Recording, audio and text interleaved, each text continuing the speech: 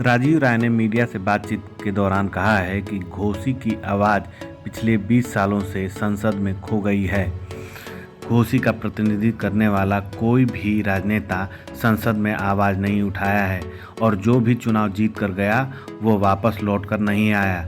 आने वाले चुनाव में उस व्यक्ति, उस बेटे, उस भाई को आशीर्वाद दीजिए जो 2014 में चुनाव हारने के बाद लगातार क्षेत्र में आप लोगों के सुख दुख में बना है। मेला घुगनी टाइप के नेताओं और दल बदलने वाले नेताओं के ऊपर अपना वोट खराब न करें, जिससे घोसी की आवाज़ फिर संसद में सुनाई न दे। जनता को यही कहना चाहता हूं कि घोसी के मालिकों, घोसी की आवाज़ संसद में खो गई है। पिछले 20 सालों से कोई आवाज़ नहीं सुना है और जो जीता वो लौट के आया नहीं।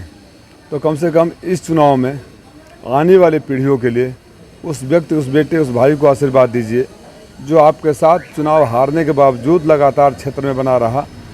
आप सारे पत्रकार साथी चश्मदीद गवाह इस बात के हैं कि जब भी कोई घटना दुर्घटना हुई मैं किसी भी नेता से पहले खड़ा था। तो फिर ऐसे लोग जो मेला घूमनी टाइप के हैं, हर चुनाव में कहीं किसी अन्य दल से, किसी अन्य पार्टी से आते हैं, जो कहीं परसों कहीं और थे, कल कहीं और थे, आज कहीं और हैं, कल कहीं और होंगे, उन लोगों पर अपना वोट खराब मत करिए क्योंकि फिर वही इतिहास हो जाएगा। आप आशीर्वाद दीजिए। बोलता है ना, पहले जिसको परीक्षा ले लिया है उसी को पास करिए। जो बच्चा अभी कभी परीक्षा ही नहीं दिया उसको पास करने का कोई मतलब नहीं है। हमारे तो कई देखा, कल भी एक वीडियो देखा जहाँ उनके सामने ही बोल रहे, विरोध कर रहे हैं।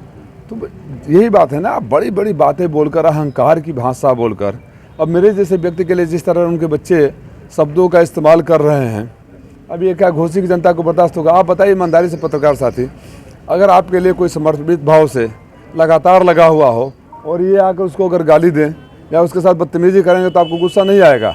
आएगा ना कि हमारे दुख सुख में तो ये था और ये आकर गाली दे रहा है, 4 दिन से आया है। तो मैं इस सब का बदला जनता लेगी। मैं चाहता हूँ कि वो बोलते रहें कि उनका असली रूप बाहर आता रहे और लोग यहाँ देखें कि उनकी सेवा करने वाले बेटे और भाई के साथ इस तरह ही इनके दोनों बच्चे किस तरह का भाषा का इस्तेमाल कर रहे हैं। वो ये कह रहे हैं कि मेरे बेटे जैसे दुनिया का हर बाप कहता है कि मेरे बेटे से बढ़िया कोई बेटा नहीं है। उस पीएचडी क्या कह रहा है, पीएचडी किया हुआ है, उससे ज़्यादा पढ़ा लिखा कोई है ही नहीं है। उनको पता है राजीव राय का क्वालिफिकेशन। यही बात है ना, अपने को ही सबसे महान, वो तीनों लोगों में कंपटीशन चलता रहता है कि सबसे अच्छा वक्ता कौन है, सबसे बड़ा आदमी कौन है। आप अपने को बड़ा कहिए, दूसरे को छोटा कहने का कोई मतलब नहीं होता है। और हर बाप अपने बेटे को अच्छा कहता है, उससे मुझे कोई गुरेज नहीं है।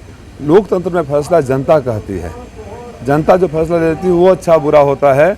और जो लोकतंत्र में मंत्री आकर जिले के प्रथम नागरिक को खड़ा करा कर जनता के बीच में कहे कि इनका मैं मालिक हूँ, तो अगर नेता अपने को मालिक समझने लगेगा तो जनता उसका औकात और हैसियत दिखा देगी।